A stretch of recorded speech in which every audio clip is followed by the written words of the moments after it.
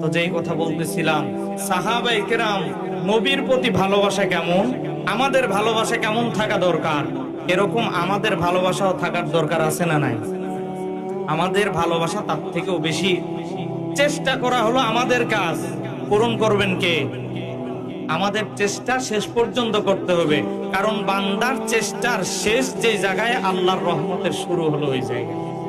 এজন্য আমাদের চেষ্টা করতে হবে, পরিপূর্ণ চেষ্টা দিয়ে আমরা রসুলের সুন্নতের আনুগত্য হয়ে যেন চলতে পারি, রসুলের সুন্নত গুলো মেনে মেনে যেন চলতে পারি, আমাদের জিন্দেগিটা রসুলের সুন্নত দ্বারা যেন আমরা সাজাইতে পারি। আতরওয়ালা যে আতর বিক্রি করে না দোকানে, কি মাইক লাগায় কি ডাকে নাকি যে দোকানে আতর আছে? আতর, আতরের ঘ্রাণ পাইলেই কিন্তু বোঝা যায় আতরের দোকান। হ্যাঁ, বিভিন্ন জিনিসের, যেগুলো খাবার জিনিসের দোকান, এই পেঁয়াজি বলেন, আপনার সিঙ্গারা বলেন, যেগুলা ভাজে, হোটেলে গেলেই কিন্তু বোঝা যায় এগুলো ভাজির দোকান।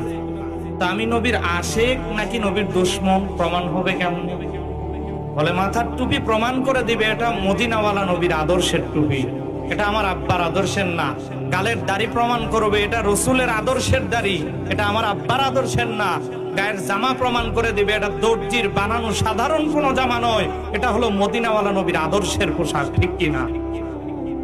এজন্য আল্লাহ তাআলা সকলকে সুন্নতের পাবন্দি বানায় দেখ, বলি আমিন।